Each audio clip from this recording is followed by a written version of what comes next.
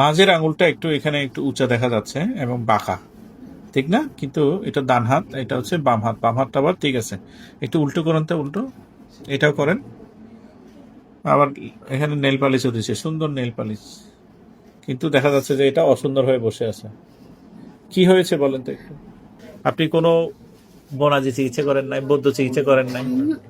মিশা কথা বলিয়েন না, না মিশা তো নয়। না না ওমা। নরম আচ্ছা, উনি আপনি তখন ব্যথার ওষুধও খান নাই?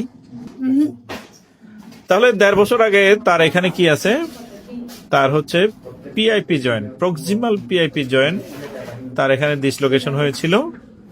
ওনাদের টাকা পয়সার অভাবে ওনারা কিছু করতে পারেন নাই। হ্যাঁ, এখন 1.5 বছর পরে এই মহান এই ব্যক্তিটি নিয়ে আসছেন আমার কাছে ভালো করার জন্য। হ্যাঁ হ্যাঁ, জি।